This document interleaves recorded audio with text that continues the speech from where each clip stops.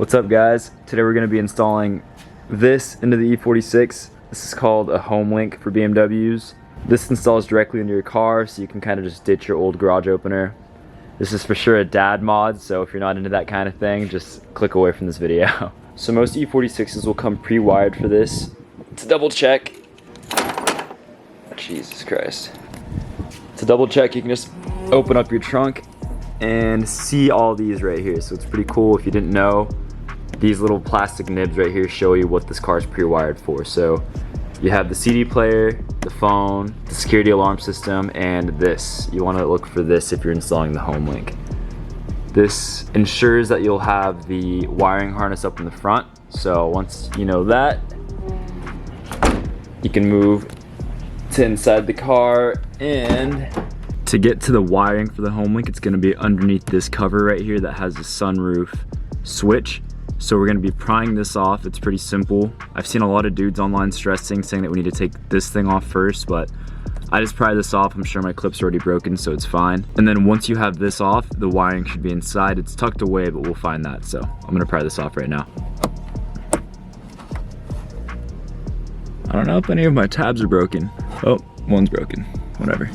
All right, once you have this off, you're gonna want to unclip the connector for the sunroof. Let's see if I can do this one-handed.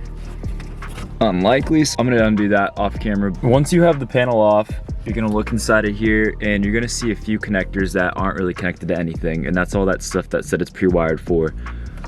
So here's a black one right here. I'm pretty sure this is for the microphone, so you're not gonna wanna mess with that. This one right here. So everyone always says it's near the wiring for the sunroof motor, which is this thing to the right of your car. So as you can see, it's already wrapped up. And if you look closer, you're gonna wanna look for the 3-prong connector that's white. And so that's the one right there. I'll unravel this later, but for now we gotta get to this panel and cut this square out. All right, so I brought the panel inside. As you can see, this square right here, it's already like pre-outlined for you guys. You just wanna take a blade like this and just start cutting at it. It shouldn't be too hard to cut through because they kind of already had it outlined and stenciled for us.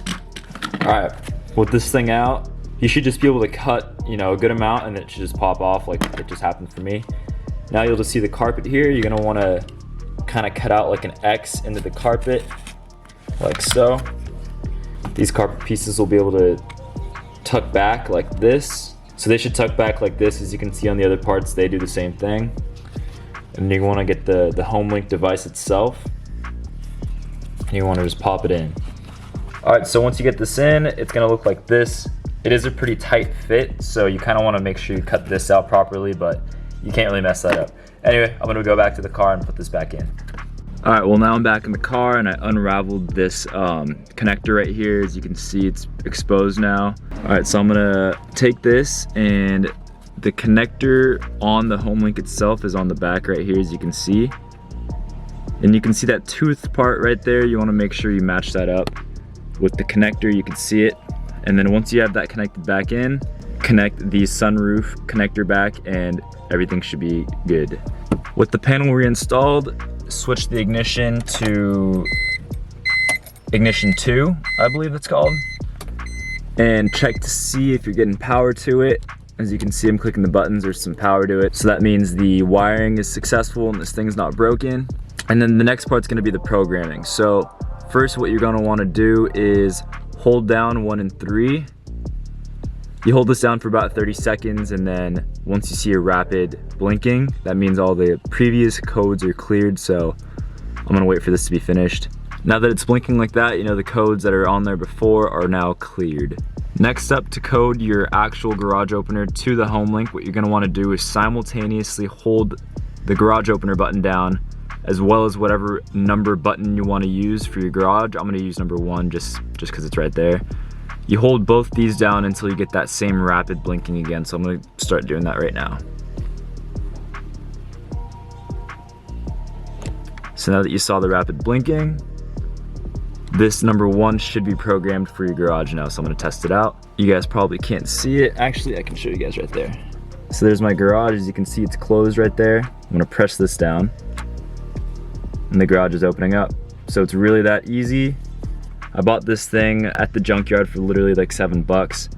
I think you can buy it online for like somewhere from like 30 to 50 bucks. It's really not that expensive.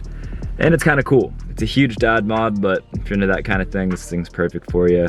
Super easy install. This whole process took about 10 minutes maybe. I think the video is probably gonna be like even shorter than that.